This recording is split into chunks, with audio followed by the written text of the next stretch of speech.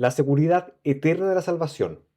Mis ovejas oyen mi voz, y yo las conozco, y me siguen, y yo les doy vida eterna, y no perecerán jamás, ni nadie las arrebatará de mi mano. Juan capítulo 10, versículos 27 y 28.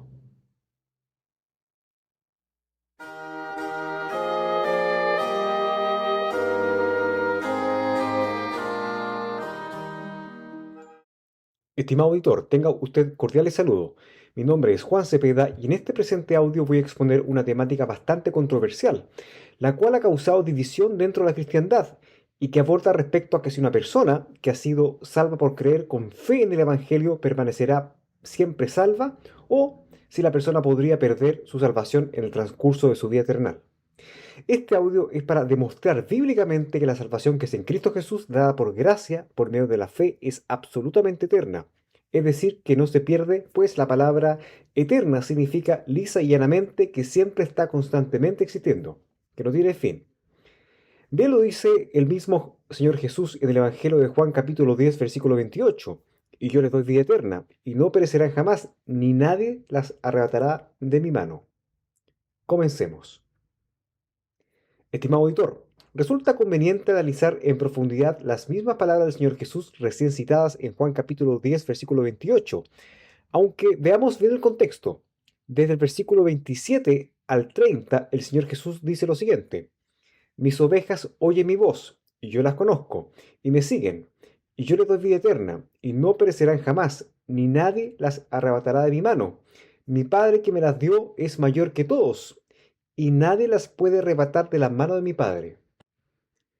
Las palabras del Señor Jesús son radicales. Aquellos que hemos sido salvos somos sus ovejas y por lo tanto conocidos por Dios. Pues bien, su Santo Espíritu mora en nosotros desde que creímos en el Evangelio, como lo señala la carta a los Efesios capítulo 1, versículo 13. En estos versículos el Señor mismo nos dice que nos da vida eterna. No habla de una vida temporal o una vida condicionada a hacer buenas obras, como lo dicen las religiones pentecostales y arminianas, las cuales son doctrinas de demonios. Igualmente, estimado auditor, la salvación de la gracia de Dios por medio de la fe es un pacto que hace Él con los hombres, que han cumplido las dos demandas para salvación, como lo señala Marcos capítulo 1, versículo 15. El tiempo se ha cumplido y el reino de Dios se ha acercado. Arrepentidos si creed en el Evangelio. De esta forma, el pacto queda sellado. Pues bien, es un pacto eterno y lo eterno es un existir siempre. En adición, el Señor sella con su Santo Espíritu a aquella persona que ha entrado en el pacto eterno de salvación, es decir, es Dios mismo morando. Hay dos textos claves que son dignos de citar en este audio, estimado auditor, los cuales confirman la plena seguridad de salvación, cuando la palabra de Dios habla respecto al sello del Espíritu Santo. En primer lugar, analicemos la carta a los Efesios capítulo 1, versículos 13 y 14. En él también vosotros, habiendo oído la palabra de verdad, el evangelio de vuestra salvación, y habiendo creído en él, fuisteis sellados con el Espíritu Santo de la promesa, que es las arras de nuestra herencia hasta la redención de la posesión adquirida, para alabanza de su gloria. Pues la carta a los Efesios nos dice que una vez que nosotros creímos que el Señor Jesús murió por nuestros pecados con un previo arrepentimiento, el Señor nos sella con su Santo Espíritu, o también lo podemos expresar como el bautismo del Espíritu Santo, como lo señala el Evangelio de Marcos capítulo 16, versículo 16. Tendremos el Espíritu Santo morando en nosotros no hasta que supuestamente perdamos la salvación, sino que lo tendremos hasta la redención de nuestra posición adquirida, es decir, hasta la redención de nuestros cuerpos actuales a unos celestiales. De la misma manera, estimado auditor, en la carta a los Efesios capítulo 4, versículo 30, el apóstol Pablo exhorta a los hermanos a no cometer pecados con tal que no hagan entristecer al Espíritu Santo con el cual han sido sellados. Y no contristéis al Espíritu Santo de Dios con el cual fuisteis sellados para el día de la redención. Lo puede ver, estimado auditor, Pablo hace un llamado a los hermanos de Efesios a no contristar el Espíritu Santo, el cual es contristado por el portador de él, evidentemente cuando se cometen pecados, pues se rompe la comunión con el Padre. Pero Pablo no dice que pierde la salvación por contristarlo.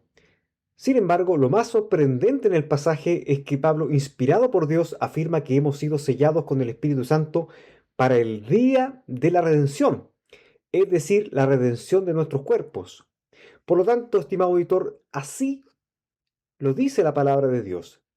Y si así lo dice, es porque así de acontecer. Es una promesa del Señor y las promesas de Él se han de cumplir sí o sí.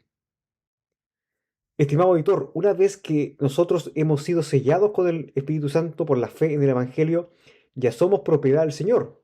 Somos sus ovejas y nada ni nadie podrá arrebatarnos de la mano del Señor, ya que hay un pacto de salvación entre medio y Dios es fiel a ese pacto.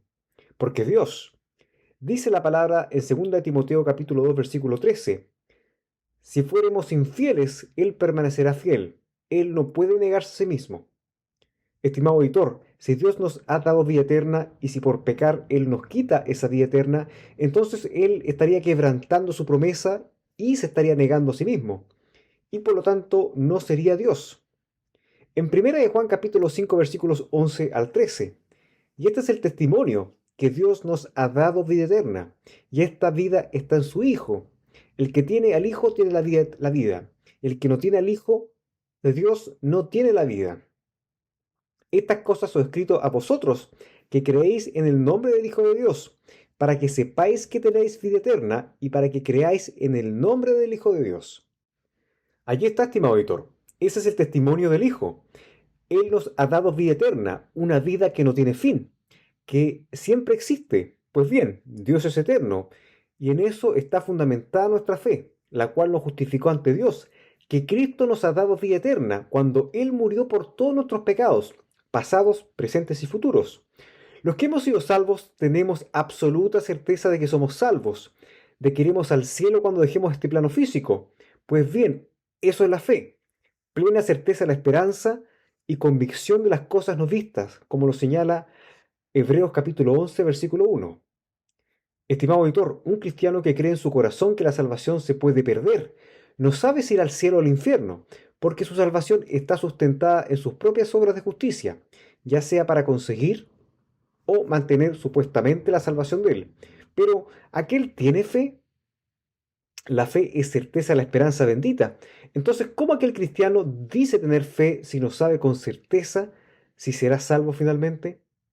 En Romanos capítulo 5 versículos del 1 y 2 dice así: justificados pues por la fe tenemos paz para con Dios por medio de nuestro Señor Jesucristo, en quien tenemos entrada a la gracia de Dios por medio de la fe, en la cual estamos firmes y nos gloriamos en la esperanza de la gloria de Dios.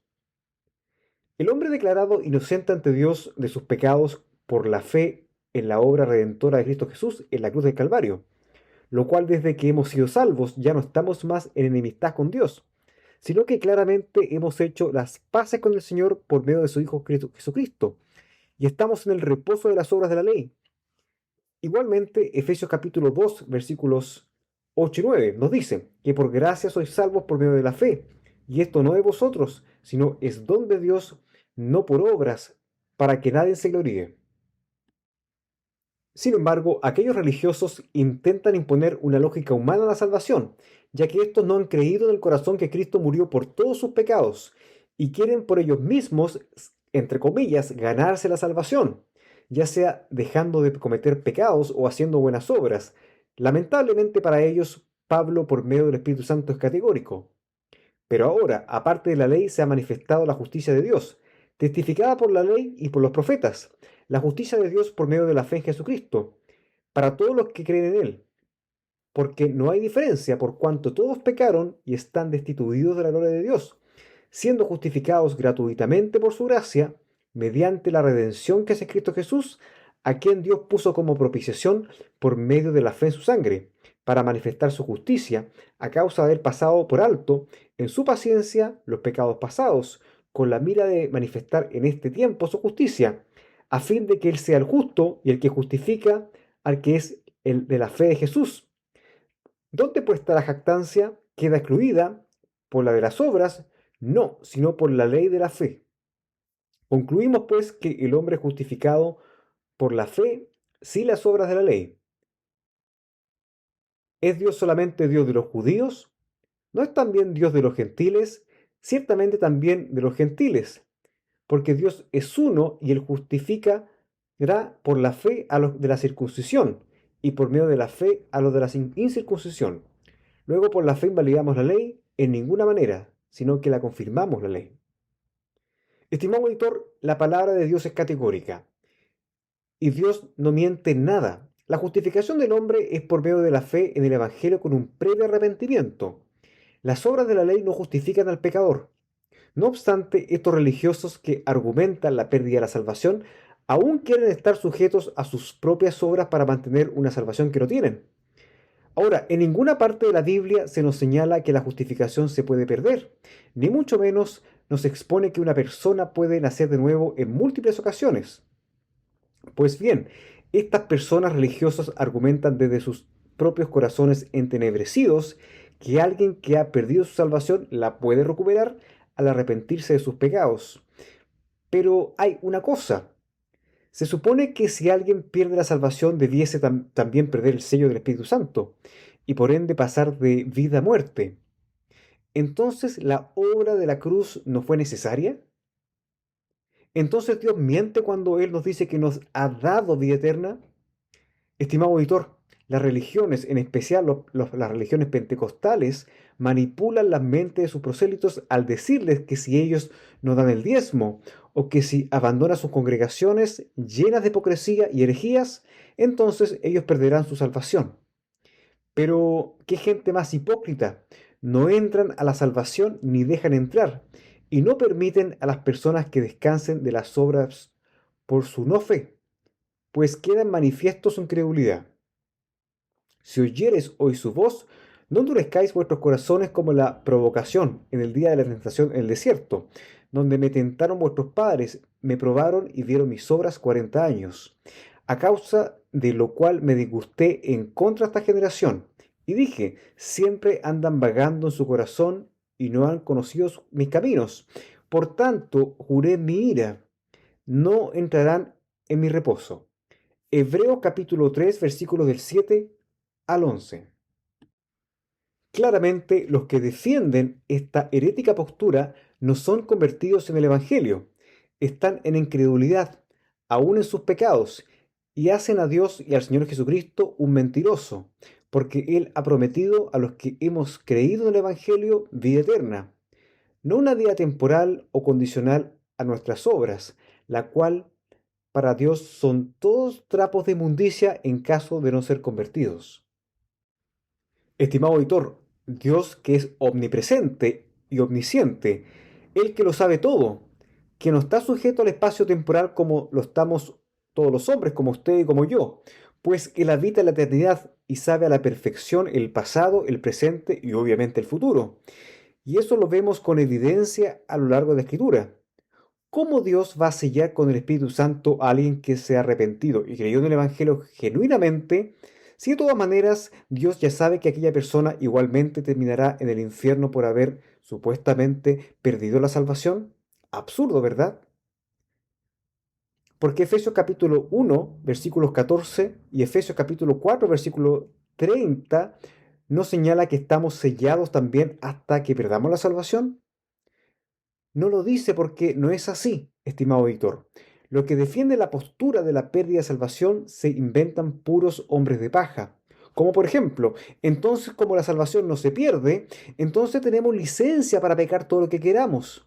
Estimado auditor cristiano, si ese es su pensamiento genuino, entonces usted no se ha convertido y no hay temor de Dios en usted, porque usted se burla de la gracia de Dios, ya que como hijos de Dios queremos honrar a nuestro Padre Celestial y a nuestro Señor Jesucristo, y el Espíritu Santo nos convence de pecado, de justicia y de juicio. El apóstol Pablo, en la carta a los Romanos, capítulo 6, versículos del 1 al 22, es categórico respecto a este tipo de hombres de paja presentado, donde él aclara que la exhortación es a no volverse al pecado por estar bajo la gracia, ya que los convertidos, los portadores del Espíritu Santo de Dios, han cambiado su estado judicial ante Dios de estar condenados eternamente en el lago de fuego por los pecados a estar totalmente justificados ante Dios. Pues el pecado ya no nos afecta a lo judicial, mas sí en lo moral, espiritual y testimonial. ¿Qué pues diremos? ¿Perseveraremos en el pecado para que la gracia abunde? En ninguna manera, porque los que hemos muerto al pecado, ¿cómo viviremos aún en él? ¿O no sabéis que todos los que hemos sido bautizados en Cristo Jesús hemos sido bautizados en su muerte? Porque somos sepultados juntamente con Él para muerte por el bautismo, a fin de que como Cristo resucitó de los muertos por la gloria del Padre, así también nosotros andemos en nueva vida.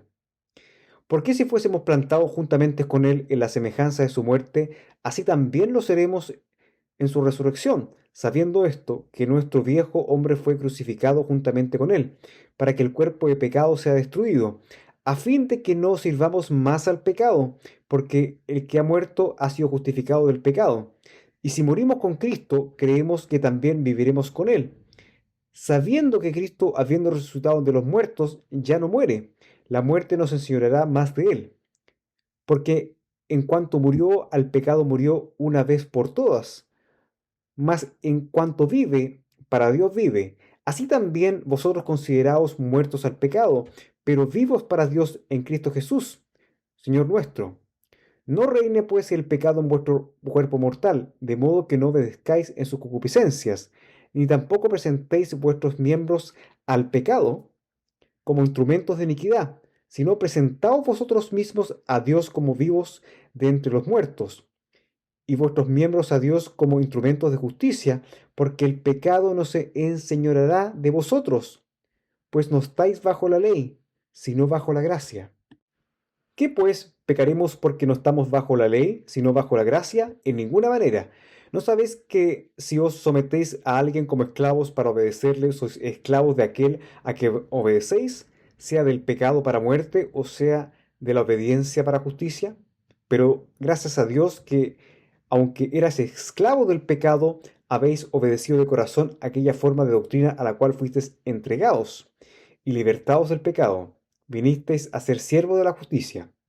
Hablo como humano, por vuestra humana debilidad, que así como para iniquidad presentaseis vuestros miembros para servir a la inmundicia y a la iniquidad, así ahora para santificación presentad vuestros miembros para servir a la justicia.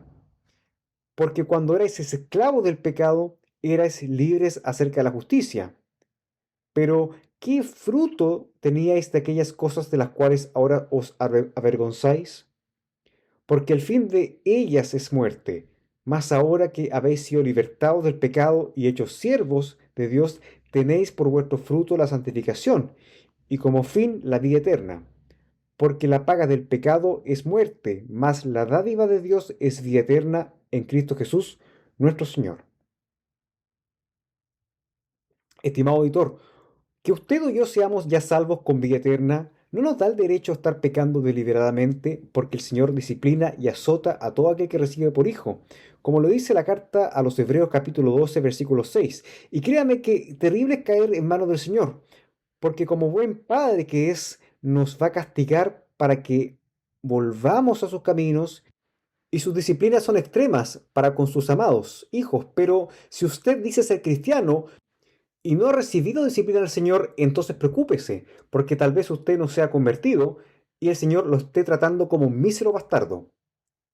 De este modo, estimado auditor, el salvo no pierde la salvación por pecar, pero sí pierde la comunión con el Padre al entristecer al Espíritu Santo, y también pierde el gozo, y le vendrán las consecuencias terrenales por el pecado, tal como le ocurrió a Abraham, el cual siendo salvo, justificado, por la fe cuando él creyó a Dios, que en sus simientes serán benditas todas las familias de la tierra, y que para que este fin Dios les dará un hijo a través del cual vendrá el Mesías Salvador. Él decidió obedecer a su mujer Sara para que mantuviera relaciones sexuales con la esclava de ella, Agar, y así ella última pudiera darle un hijo, ya que para en ese entonces aún no llegaba el hijo de la promesa.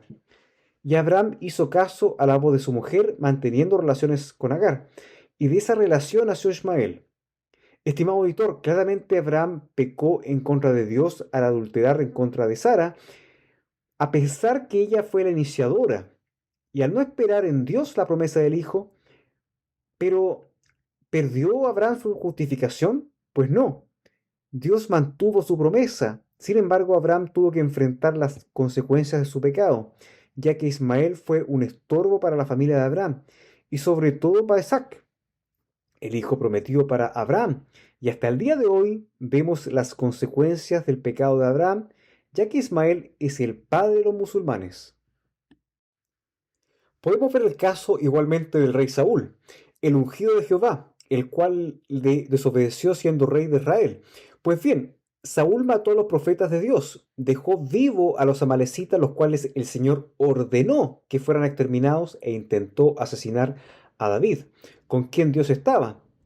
Pues a pesar que el rey Saúl buscaba la cabeza de David, este último nunca se atrevió a hacerle nada malo por ser el ungido de Jehová. El Señor mismo se encargó de disciplinar a Saúl con la misma muerte. En 2 Samuel capítulo 1 se describe cómo Saúl murió a filo de espada, en donde un extranjero amalecita finalmente le dio muerte cuando éste se encontraba tendido, atravesado por su misma espada de batalla. Cuando aquel amalecita le fue a dar las nuevas a David, ya siendo el rey de Israel, le dice: el pueblo huyó de la batalla y también muchos del pueblo cayeron y son muertos. También Saúl y Jonatán, su hijo, murieron. Y dijo David a aquel joven que daba las nuevas: ¿cómo sabes que ha muerto Saúl y Jonatán, su hijo? El joven que le daba las nuevas respondió: casualmente viene al monte de Gilboa y hallé a Saúl que se apoyaba sobre su lanza, y venían tras él carros y gente a caballo, y mirando él hacia atrás me vio y me llamó. Y yo dije: heme aquí. Y me preguntó: ¿quién eres tú? Y yo le respondí: soy Amalecita.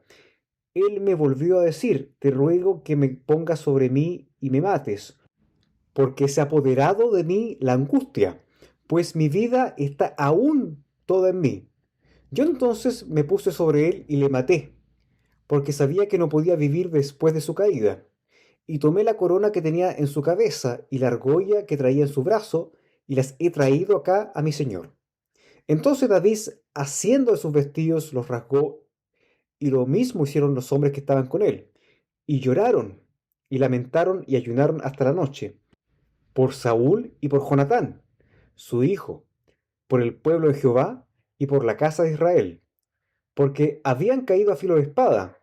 Y David dijo a aquel joven que le había traído las nuevas: ¿de dónde eres tú? Y él respondió: yo soy hijo de un extranjero amalecita. Y le dijo David: ¿cómo no tuviste temor de extender tu mano para matar al ungido de Jehová? Entonces llamó David a uno de sus hombres y le dijo: ve y mátalo. Y él lo hirió y murió. Y David le dijo: tu sangre sea sobre tu cabeza, pues tu misma boca atestiguó contra ti, diciendo: yo maté al ungido de Jehová. Segundo Samuel capítulo 1 versículos del 4 al 16. Sin embargo, estimado auditor, los obstinados pentecostales argumentan que Saúl se fue al infierno por haber pecado en contra de Dios, pues para ellos los pecados que cometió el ungido de Jehová lo condenó por toda la eternidad. Pero la palabra es clara, pues si analizamos en profundidad los eventos ocurridos en el día previo a su muerte, el rey Saúl, debido a que no tenía ya más revelación de Dios, decidió pues recurrir a una divina en la región de Endor, y para no ser descubierto, se vistió con otras ropas. Una vez con la adivina de Endor, Saúl le pidió que quisiera subir al profeta Samuel, fallecido para entonces, con la intención que éste le revelara lo que había de hacer. En ese transcurso, la divina descubre que nada más ni nada menos que Saúl estaba poniéndole dicha solicitud, la cual se asustó en demasía. Posteriormente, la mujer dice a Saúl que está viendo subir dioses de la tierra y descríbelo en el verso 14 de 1 Samuel 28. Un hombre anciano viene, cubierto de un manto. Saúl entonces entendió que era Samuel, y humillando el rostro a tierra hizo gran reverencia. Aquí hay dos cosas cruciales con respecto a la salvación del otrora rey Saúl, porque en primer lugar la palabra de Dios menciona que el mismo profeta Samuel es quien se apareció. No obstante, muchos pentecostales afirman que fue un demonio el que se le apareció, ya que una divina lo había invocado, pero la palabra de Dios dice textual que fue Samuel, y no dice que fue un demonio que se hizo pasar por Samuel. Por lo tanto, estaba hablando del mismo profeta de Dios. En segundo lugar, estimado auditor, Samuel le profetiza a Saúl lo siguiente en los versículos 17 al 19. Jehová te ha hecho como dijo por medio de mí, pues Jehová ha quitado el reino de tu mano y lo ha dado a tu compañero David. como tú no obedeciste a la voz de Jehová, ni cumpliste el ardor de su ira contra Amalec, por eso Jehová te ha hecho esto hoy. Y Jehová entregará a Israel también contigo en mano de los filisteos, y mañana estaréis conmigo tú y tus hijos. Y Jehová entregará también al ejército de Israel en mano de los filisteos. Estimado pentecostal, ¿usted cree que el profeta Samuel se fue al infierno o cree que se encontraba en el seno de Abraham para en ese entonces? Si usted dice que Samuel estaba en el seno de Abraham, entonces asuma que Saúl fue salvo, porque Samuel dice, y mañana estaréis conmigo tú y tus hijos. Respecto ahora al rey David, en su ociosidad y pereza codició la belleza de Betsabé, una mujer hermosa, esposa de un fiel soldado de David de nombre Urías. Pues el rey David cometió adulterio con ella, la embarazó y no contento con ello, encubrió su pecado al emborrachar a Urías para sostener relaciones con su esposa. Posteriormente lo asesinó al echarlo en el campo de batalla en primera línea, lo cual las posibilidades de morir eran altísimas. No obstante, el rey David nunca perdió la salvación, pero sí la comunión con Dios, y terribles consecuencias tuvo que experimentar el rey David, como la pérdida de su buen testimonio y la muerte del bebé que esperaba Betsabé en su vientre. Estimado auditor, Dios es un Dios de pactos, y Él en su fidelidad nunca lo rompe, ni mucho menos ha de romper ese pacto sempiterno, ya que los que nos condenaba nuestros pecados ya no nos condenan más, porque hemos creído que Jesucristo murió por todos nuestros pecados, los cuales nos condenaban. Y como dice la epístola a los Hebreos capítulo 10, versículo 14, que con una sola ofrenda el Señor Jesucristo hizo perfectos para siempre a los santificados. No dice de manera temporal o condicionada a no pecar, o a hacer buenas obras, por ejemplo, o a mantener la fe. Pero veamos ahora los textos que son mal usados por los que apoyan la postura antiescritural de la pérdida de salvación. Filipenses capítulo 2, versículo 12 nos dice, por tanto, amados míos, como siempre habéis obedecido, no como en mi presencia solamente, sino mucho más ahora en mi ausencia, ocupaos en vuestra salvación con temor y temblor. Los pentecostales y arminianos advierten por medio de este pasaje de la carta a los filipenses que el cristiano debe cuidar su salvación con temor y temblor, porque en caso de descuidarla, ésta se puede perder. Y si muere sin cuidarla, se va al infierno. No obstante, estimado auditor, ni el contexto ni el pasaje en cuestión es una advertencia a cuidar la salvación para evitar que la perdamos, sino que Pablo nos exhorta a ocuparnos y en definitiva a ser responsables con nuestra salvación, que nos fue dada por gracia por medio de la fe. ¿Y cómo nos ocuparemos en nuestra salvación? Pues leyendo diario las Escrituras para tener guía y revelación de Dios, el estar congregados con hermanos en la fe, el buscar de Dios en su palabra y en oración, en la predicación del Evangelio, en la perseverancia en hacer el bien para buen testimonio, en madurar en la fe, entre otras cosas. Otro texto usado por los defensores de la llamada pérdida de salvación es Hebreos capítulo 12, versículo 26. Porque si pecaremos voluntariamente después de haber recibido el conocimiento de la verdad, ya no queda más sacrificios por los pecados, sino una horrenda expectativa de juicio y de fuego ardiente que ha de devorar a los adversarios.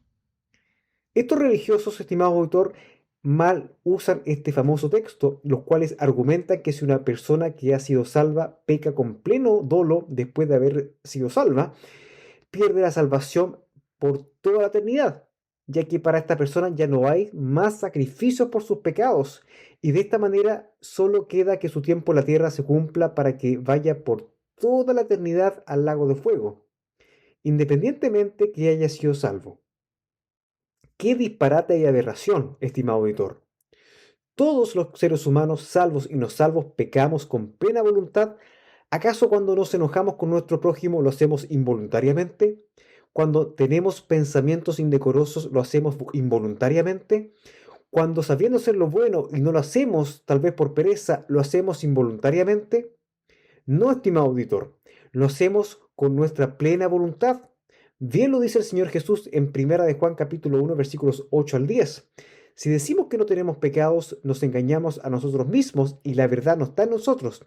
Si confesamos nuestros pecados, Él es fiel y justo para perdonar nuestros pecados y limpiarnos de toda maldad. Si decimos que no vemos pecados, le hacemos a Él mentiroso y su palabra no está en nosotros. Estimado auditor, todos los seres humanos e incluso los que ya hemos sido salvos pecamos, tal vez en menor medida, mas las inmundicias de la carne aún no han sido quitadas de nosotros. De esta manera, esto es una constante guerra con la carne, la cual se extenderá hasta la muerte física o hasta el día de la redención de nuestros cuerpos. Tristemente, es muy común en las congregaciones pentecostales citar este texto de Hebreos para llenar de temor a sus prosélitos, sometiéndolos así ante los líderes pentecostales, los cuales perversamente los asustan con: si no das el diezmo, vas a pecar voluntariamente después de haber recibido el conocimiento de la verdad, y no tendrás oportunidad de salvación. Esto puede venir solo de mentes perversas y corrompidas, estimado auditor. Es así como manipulan y ponen pesadas cargas sobre sus prosélitos, los cuales ni ellos mismos pueden llevar. Mas el Señor Jesús bien claro lo dice: porque mi yugo es fácil y ligera mi carga. Mateo capítulo 11, versículo 30. Veamos otro texto usado por estas personas incrédulas, que se encuentra en 2 de Pedro capítulo 2, versículos 21-22. Porque mejor les hubiera sido no haber conocido el camino de la justicia que después de haberlo conocido volverse atrás del santo mandamiento que les fue dado. Pero les ha acontecido lo que el verdadero proverbio: el perro vuelve a su vómito y la puerca lavada a revolcarse del cielo. Pues bien, estimado auditor, la interpretación de esta gente es que una persona que es salva, hija de Dios, le es mejor no haber nacido de nuevo, porque según ellos el castigo en el lago de fuego les será mayor en comparación a aquellos que nunca creyeron en el Evangelio. Pero qué herejía más grande, porque el texto nunca está refiriendo a eso, sino más bien nos habla que es mejor que aquellas personas que usan la palabra de Dios de mala manera para predicar herejías destructoras y vender con la palabra de Dios no saber nada con tal que su castigo en el lago de fuego sea menor, lo cual indica que ellos nunca han sido salvos, sino unos lobos rapaces vestidos de oveja. E inmediatamente el apóstol Pedro cita: el perro vuelve a su vómito y la puerca lavada a revolcarse del cielo. ¿Lo ve, estimado auditor? Aquellos que recaen vuelven a hacer o a creer en lo mismo que han hecho, porque no son del Señor y no han nacido de nuevo, solo gustaron de la buena palabra y fueron hechos partícipes del Espíritu Santo, como lo dice Hebreos capítulo 6, pero nada más. Estimado auditor, Dios nos ha dado por medio de su Hijo Jesucristo vida eterna, no una vida temporal o condicionada a hacer obras o mantener la fe salvífica, pues el Señor mismo nos dice en Hebreos capítulo 10, versículo 17, que nunca más se acordará de nuestros pecados. Tenga confianza, estimado auditor, si usted es salvo. Usted, si es salvo ahora, lo será por toda la eternidad. Estimado auditor, una vez más, mi nombre es Juan Cepeda y nos vemos en el próximo audio si es que el Señor nos da vida. Hasta pronto.